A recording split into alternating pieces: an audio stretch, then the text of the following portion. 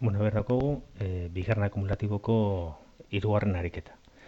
Ariketa honetan eskatzen digute kalkulatzea hasierako kantitate batean jakinda. Hiru aldiz modifikazio batzuk egon direla. Lehenengo hilabetean 20ko igoera egon dela, bigarren hilabetean 20ko igoera eta hirugarren hilabetean 20ko jaitsiera egon dela. Vale? Gogoratu igoerak gertatzen direnean, bai, bidertu behar dugula, hemendik aurrera, ikusteko hemen zer gertatu zen dan, bidertzen da bider bat gehi 0,1koa, beraz 1,2. Igoera hemen egon denez, bider 1,3, eta jeitziera egon denez, bider bat ken 0,25, oda, bider 0,75. Vale? Orduan, hemendik amaieran zenba geratzen dan jakiteko, bider hau eta bider hau inberko genuke.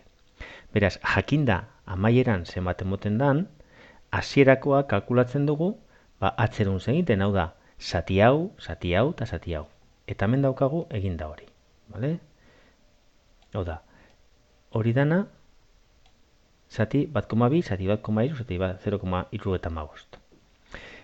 Hiru hauek bidertuta, emoten dago 1,17. Vale? Bueno, hori ezti 1,17, emoten dago 11.897,61 euro. Bueno. Zelan jakin ze aldaketa egondan hasieratik amaierara. Bueno, bi aukera ditugu.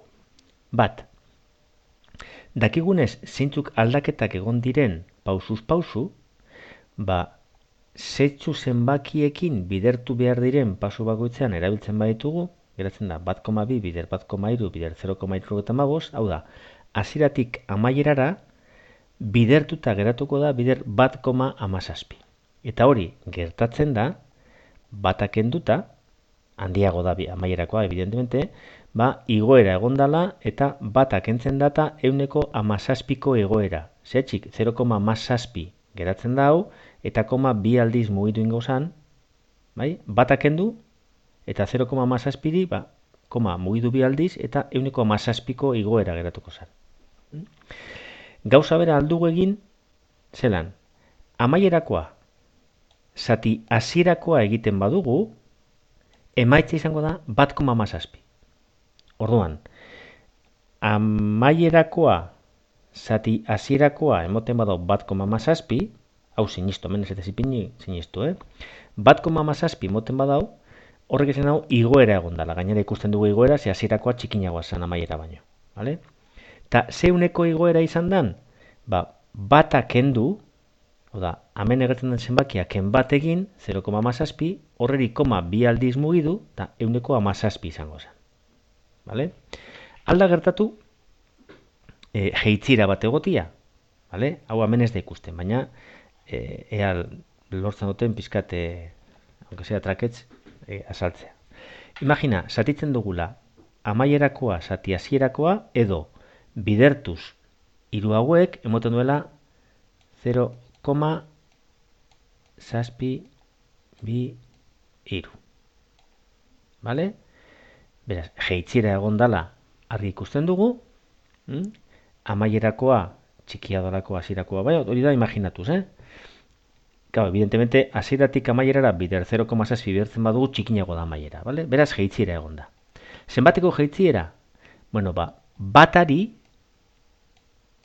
faltaten zaiona, honeri faltaten zaiona bat izateko, odo, kenketa egiten dugu, eta moten dago, 0, bai? Saspi, bi, bai? Bueno, 0, berreunda irueta mazazpi. Bueno, orduan, ze euneko jeitzidan, koma mugitzen dugu bileku, eta euneko 27,6 jeitziera egon da. Vale?